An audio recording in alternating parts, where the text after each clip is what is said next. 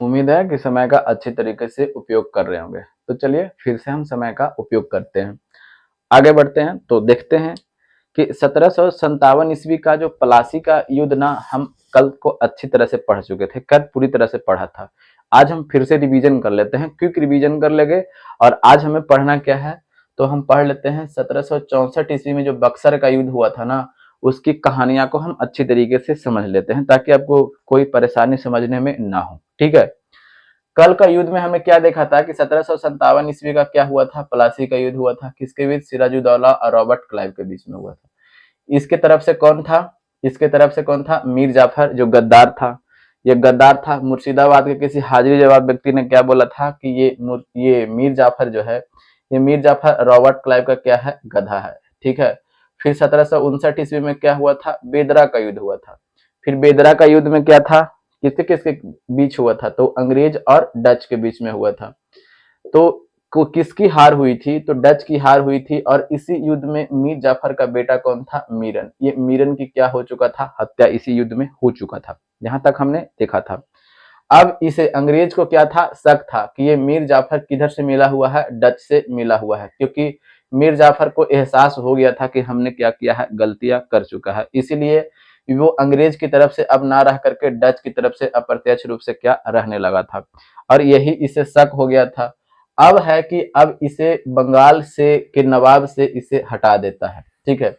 बंगाल के नवाब से क्या कर देता है? हटा देता है। तो इसके पास इसका जो बेटा था मीरन, वो भी तो अब मारा जा चुका है। तो अब इसका दामाद बनता है कौन? मीर कासिम। ठीक है। तो आप एक क्वेश्चन आपके दिमाग में घूम रहा होगा, ठीक है, कि आखिर इंडियन लोग को ही अभी क्यों बना रहा है राजा, खुद क्यों नहीं नवाब बन जा रहा है? तो अभी ये इंडिया को पूरी तरह से समझा नहीं है। ठीक है। तो पूरी तरह से जब समझ जाएगा ना, तो फिर से ये अपने से काम करना, अपने से बनना ये चालू कर देगा। ठीक है। अभी जान रहा है। ठीक है। ये मीर जाफर 1757 ईस्वी में वादे के मुताबिक क्या होता है कि बंगाल का नवाब बन जाता है। फिर उसके बाद क्या होता है कि इसको हटा देता है। क्यों हटा देता है? क्योंकि इसे शक हो गया था। फिर इसके बाद इसका दामाद कौन बनता है? मीर कासिम। ये मीर कासिम अंग्रेजों की चाल चलन से काफी वाकिफ था। इसे पता था कि अंग्रेज जो चाल चलन चल रहा ना है, वो क्या करना चाहता है। ठीक है। ये सिर्फ सिर्फ पैसा लूटना चाहता है। तो इसी के सिलसिला में क्या करता है कि ये काफी दूरदर्शिता इसके पास भी था। ये काफी, अगर बात करते हैं तो ये अली बर्दी के बाद ना, ये अली बर्दी के बाद दूसरा सबसे योग्य शासक था। ये दूसरा सबसे योग्य नवाब था। दूसरा सबसे योग्य नवाब था। अब देखिएगा, जब दूसरा सबसे योग्य नवाब था, तो इसके जो काम करता है ना, ये सबसे पहले ये राजधानी को, इसकी जो राजधानी कहाँ थी? ये राजधानी थी मुर्शिदाबाद। इसने अपनी राजधानी को मुर्शिदाबाद से मुंगेर बदल देता है। पूछेगा कि क्यों बदल? इसलिए देता है ना, ताकि अंग्रेजों की हस्तक्षेप हमारी जो डिसीजन हम ले वो उसमें ना कर सके। इसीलिए अपनी राजधानी को क्या कर लेता है? दूर कर लेता है। जैसे में ये इंडिया है और ये पूरा का पूरा बंगाल है, तो ये मुर्शिदाबाद अभी पश्चिम बंगाल में है। ठीक है। यहाँ पे, और ये मुंगेर बिहार में पड़ता है, इसीलिए यहाँ पे क्या कर लेता है? स्थानांतरित कर लेता है, ताकि इसकी जो नीतियां है, जो गुटबाजी जो कल चलता है, जो आकर के हमको डिसीजन लेने में प्रॉब्लम खड़ी करेगा, इसलिए हम क्या कर लेते हैं? अपनी राजधानी को चेंज कर लेते हैं, दूर कर लेते हैं, ताकि हमें ये हस्तक्षेप ज्यादा ना कर सके। हस्तक्षेप हो, लेकिन हस्तक्षेप कम हो सके। ठीक है। इसीलिए ये क्या करता है? अपनी राजधानी को मुंगेर बदल देता है। अब क्या है कि एक बिहार का उप सूबेदार है। सूबेदार समझते हैं ना? उप सूबेदार कौन है? राम नारायण। ठीक है। राम नारायण। ये राम नारायण को संरक्षण प्राप्त किसका है? तो अंग्रेज का। किसका है? तो अंग्रेज का संरक्षण प्राप्त है। तो मीर कासिम अंग्रेज को कहता है ना कि राम नारायण को तुम हमें हाजिर करो, मेरे दरबार में दे दो, यानी हमें दे दो। अब राम नारायण का संरक्षण किसे प्राप्त है? अंग्रेज का प्राप्त है। यानी इसका एक तरह से कि अगर आप पे कोई हमला करेगा तो वो उसकी जिम्मेदारी हम लेते हैं, आप पर कोई हमला नहीं करेगा। अंग्रेज ऐसा वचन दे दिया है। यानी संरक्षण मतलब वही ना होता है, बॉडीगार्ड एक तरह से आप बोल सकते हैं। अब ये अंग्रेज इसे, यानी उस समय यहाँ पे गवर्नर कौन है? तो उस समय गवर्नर है बेंसी टाट। बेंसी टाट। अब देखिएगा, पूछिए कि अच्छा रॉबर्ट क्लाइव कहाँ गया, तो रॉबर्ट क्लाइव को बताते हैं कि ये 1760 ईस्वी में ही, ये 1760 ईस्वी में ये कहाँ चला जाता है, इंग्लैंड चला जाता है। इनकी पत्नी की चिट्ठी आती है कि बहुत दिन से आप इंडिया में है, घर पे नहीं है, ठीक है, यानी इंग्लैंड में नहीं है। इनकी चिट्ठी आती है तो ये व्यक्ति कहाँ चले जाते हैं, इंग्लैंड चले जाते हैं, पर्सनल काम इनका था, इनकी पत्नी की चिट्ठी आती है, इसी वजह से ये व्यक्ति चले जाते हैं, ठीक है। अब इनके जगह पे कौन बनता है, यही बेंसी टाट अब गवर्नर बन जाता है, ठीक है। तो यही गवर्नर के पास ये बोलता है कौन, मीर कासिम, कि ये जो है ना राम नारायण उसे हमें दे दो। तो ये बेंसी टाट क्या करता है, मीर कासिम को दे देता है, और मीर कासिम को दे देता है तो यही मीर कासिम राम नारायण को क्या कर देता है, लपेट देता है।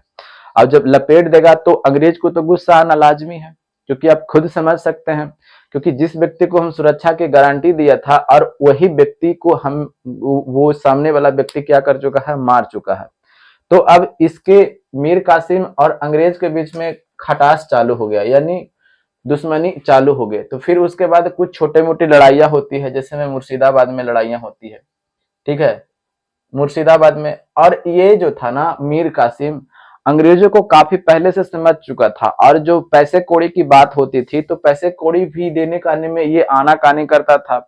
और जो टैक्स वगैरह की बात करते हैं तो टैक्स वगैरह भी ये इस पे लगा दिया था, किसी पर, अंग्रेज पर लगा दिया था, अंग्रेज पर ये टैक्स लगा दिया था। कि पहले तो इसको टैक्स नहीं मिलता था, तो ये अब क्या कर देता था, ये टैक्स लगा दिया था अंग्रेज पर, जिससे अंग्रेज भी क्या हो गया था, इससे खफा हो गया था और इसे हटाने का इसे मन बना लिया था, ठीक है।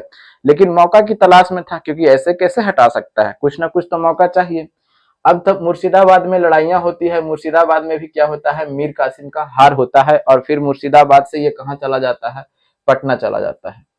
और पटना में क्या होता है कि एलिस के नेतृत्व में 22 पुलिसकर्मी को यह क्या कर देता है कि मार देता है। एलिस सहित 22-23 व्यक्ति को क्या कर देता है, ये मीर कासिम पटना में मार देता है, क्योंकि इसके पास भी तो कुछ सेना है, ऐसा थोड़ी नहीं है, नवाब है तो अकेले झोला उठा करके थोड़ी नहीं चल देगा, कुछ तो सेना लेकर के चलेगी ना। तो ये क्या कर देता है कि 22 पुलिसकर्मी को एलिस सहित क्या कर देता है, मार देता है। अब क्या होता है कि अंग्रेज इससे काफी ज्यादा खफा हो गया, यानी उस समय गवर्नर कौन है, तो बेंसी टार्ट अभी गवर्नर है, ठीक है। अभी गवर्नर कौन है, तो बेंसी टार्ट है, लिख देते हैं यहाँ पे, अभी लिख देते हैं, ठीक है, ताकि आपको समझने में कोई दिक्कत ना हो। अंग्रेज गवर्नर, तो अंग्रेज गवर्नर कौन है अभी, बेंसी टार्ट। अब क्या होता है कि ये बेंसी टार्ट जो है, यानी अंग्रेज जो है ना, ये मीर कासिम के खिलाफ युद्ध की घोषणा कर देता है। ये युद्ध की घोषणा कर देता है कि अब ना तुम हमसे फरिया ही लो, अब तुम हमसे क्या करो, फरिया ही लो। तो ये पटना से क्या भाग जाता है, अब ये पटना से अब भाग जाता है अवध। अवध, अवध का उस समय नवाब है कौन, तो शुजा उदौला, और ठीक है, और वहीं पे आराम फरमा रहे हैं मगध, ये किसका, मुगल का जो राजा है, ये मुगल का राजा कौन है, शाह आलम द्वितीय, ठीक है। ये शाह आलम द्वितीय है जो आराम फरमा रहे हैं, और इधर से ये भाग के कौन गया है, मीर कासिम, ठीक है। ये सभी की सभी घटना देखिएगा, 1760 ईस्वी में क्या होता है, ये मीर कासिम बनता है, और ये सभी घटना कब हो रही है, ये 1763 ईस्वी में ये सब घटना हो रहा है। कब के घटना हो रहा है, 1763 ईस्वी में ये घटना, ये सब हो रहा है। अब ये सब के बाद जब घटना हो रहा है, तो अब ये 1763 ईस्वी में ये भाग चुका है, कहां से, ये मुर्शिदाबाद से, फिर उसके बाद इसका जो राजधानी मुंगेर था वहां से, फिर पटना से ये निकल चुका है, और कहाँ आ चुका है, अवध आ चुका है। तो अब यहाँ पे बंगाल का जो नवाब है, जो मुंगेर अभी राजधानी बना हुआ है, तो वहां नवाब का पद तो खाली है ना, तो वहां पे अब कौन बैठेगा, पूछेगा ना कि वहां पे अब कौन बैठेगा, तो वहां पे बैठेगा अब कौन है, जैसे में मीर कासिम भी तो अब दगाबाजी कर रहा है, क्योंकि देख ही रहे हैं अब विरोध हो रहा है, अंग्रेज का विरोध कर रहा है, लड़ने के लिए तैयार है। मीर जाफर को क्या करता है कि अब मजबूरी बस फिर से बनाना पड़ता है, क्योंकि अब इसके पास तो कोई है नहीं। तो यही अब 1763 ईस्वी तक क्या होता है, रहता है। ये मीर कासिम 1760 से कब तक रहता है, 1760 से 63 ईस्वी तक रहता है। और फिर उसके बाद कौन बन जाता है, बंगाल का नवाब, तो फिर अब बंगाल का नवाब किसके हाथ में आ चुका है? तो यही अब फिर आ चुका है मीर जाफर के हाथ में। फिर किसके हाथ में आ चुका है? तो मीर जाफर। तो अब कब से 1700 कब से रहेगा? 63 से रहता है, ठीक है। और 63 से ये 65 तक रहता है। फिर उसके बाद हम देखते हैं। अब देखिएगा, एक तरफ अवध का नवाब कौन है? शुजा उदौला, और दूसरी तरफ मुगल बादशाह कौन है? शाह आलम द्वितीय। ये आराम फरमा रहा है, इसका वजीर इसे दिल्ली में घुसने नहीं देता है, इसे भगा के रखे हुए है, तो इधर ही अपना डेरा डंडा डाले हुए है, ठीक है। फिर उसके बाद कौन है? ये जो मीर कासिम जो भाग के यहाँ से गया है, जो ये कब की घटना है? 1763 ईस्वी की घटना होती है। अब अभी बंगाल का नवाब कौन बन चुका है? जब मीर कासिम हटेगा तो अब बंगाल का नवाब कौन बन चुका है 1763 ईस्वी में? अब बन चुका है मीर जाफर, ठीक है। यहां तक कोई दिक्कत नहीं? कोई दिक्कत नहीं है। तो अब क्या होती है कि तीनों की संयुक्त सेना, किसकी संयुक्त सेना? तीनों की संयुक्त सेना। अब हम एक बात और बताइएगा कि ये अब अंग्रेज गवर्नर अभी कौन है? अभी बताइए कि अंग्रेज गवर्नर अभी कौन है, क्योंकि हमने बताया था कि 1760 ईस्वी में ये रॉबर्ट क्लाइव कहाँ चल चुका है? इंग्लैंड जा चुका है, इसकी पत्नी की चिट्ठी आई थी। अब इसके जगह पे कौन है? तो यही बेंसीटाट है। तो एग्जाम में बिल्कुल नहीं कंफ्यूज करना है, ठीक है। अब तीनों की संयुक्त सेना क्या होती है कि बक्सर नामक स्थान पर, ये बक्सर नामक स्थान पर क्या होती है कि 1764 ईस्वी में आमना सामना होती है। तीनों की संयुक्त सेना रहती है और एक तरफ कौन है? अंग्रेज है। जो ये कहानियां जो चला आ रहा था कि जो 1757 ईस्वी का जो पलासी का जो युद्ध हुआ था, ये 1757 ईस्वी में पलासी का युद्ध अंग्रेज धोखे से विजयी हो जाता है। तो देखिए यहाँ पे पूरी तरह से सत्यापित हो जाएगा कि क्या हम धोखे से विजय हुए थे या फिर अपनी क्षमता के हिसाब से हम विजयी हुए थे, ठीक है। एक तरफ क्या है? तीनों की संयुक्त सेना है और एक तरफ अंग्रेज है, ठीक है। और अंग्रेज का गवर्नर कौन है अभी? तो यही बेंसी टाट बना हुआ है, ठीक है। यानी बक्सर, बक्सर याद आ रहा है ना? बक्सा में क्या रखना है? टाट को रखना है, ध्यान में आ जाएगा, ठीक है। और बक्सा को किस में रखना? बक्सा सॉरी, ये टाट को कहाँ रखना है?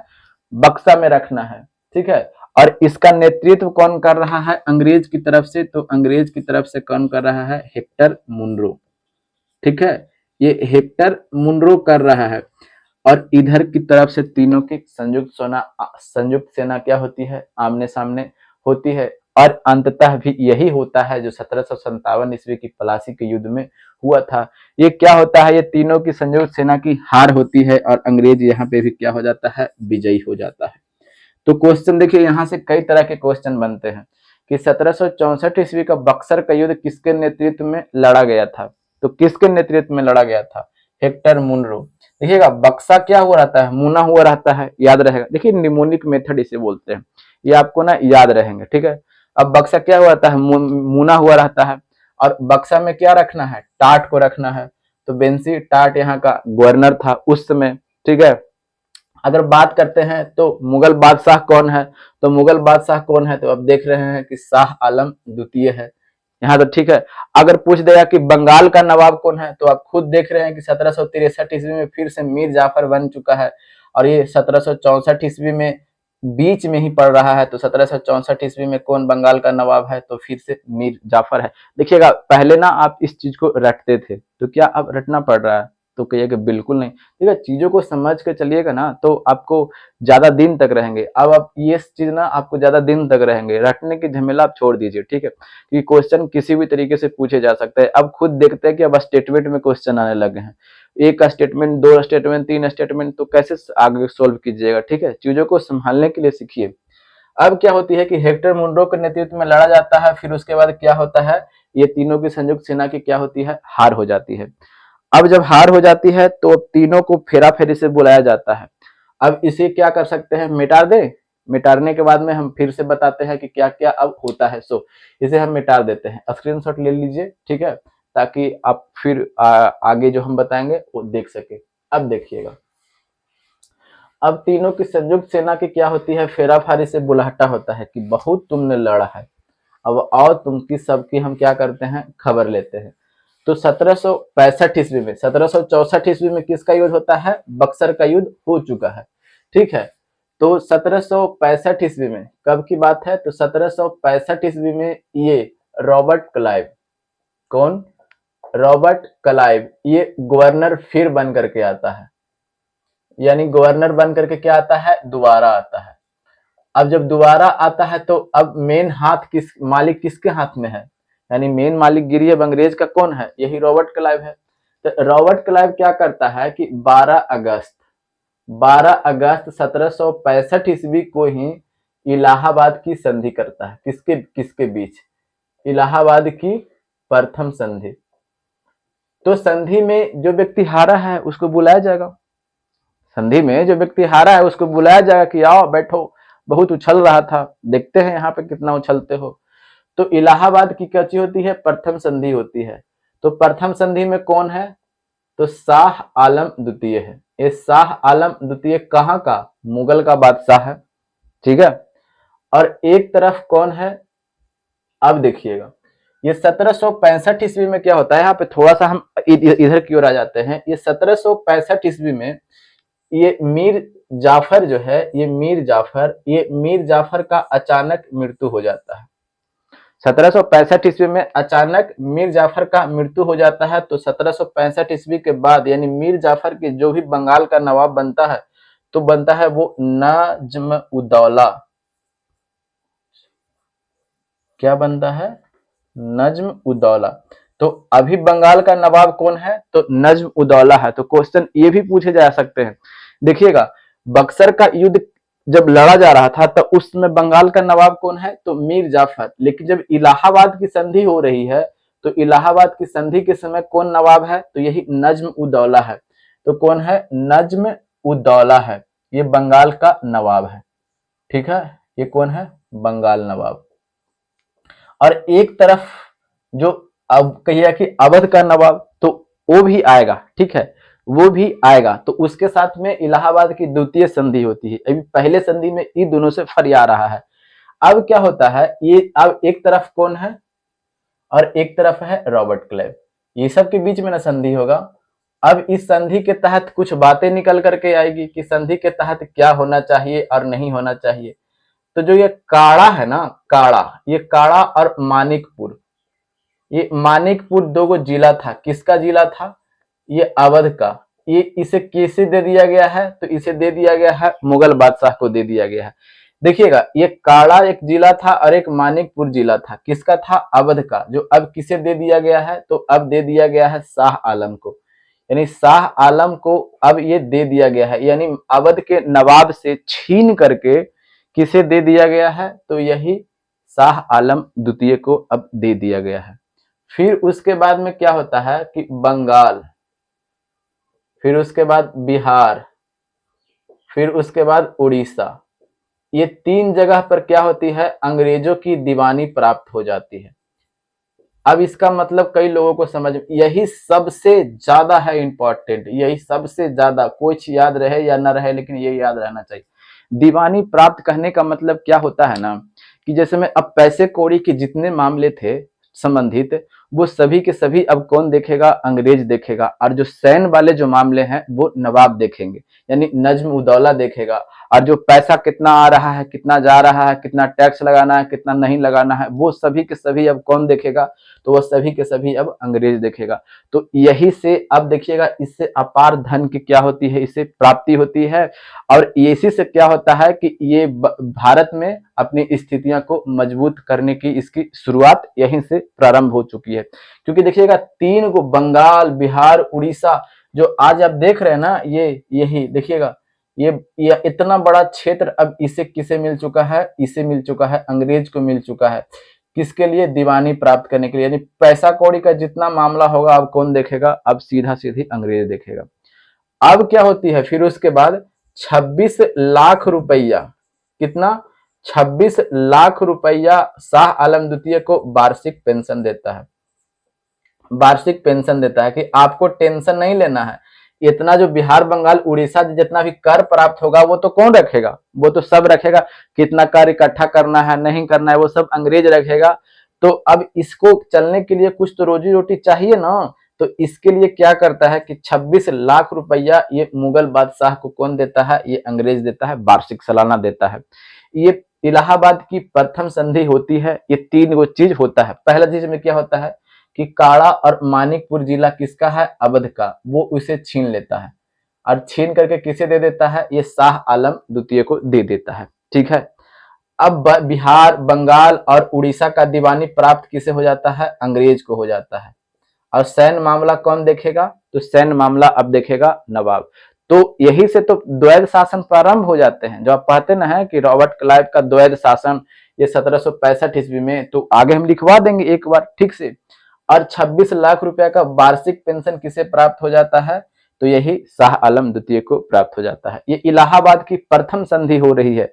किसके किसके बीच हो रही है, तो शाह आलम द्वितीय और नज्म उदौला, ये दोनों क्या करता है, इस संधि पर हस्ताक्षर कर देता है। संधि पर क्या कर देता है, साइन कर देता है।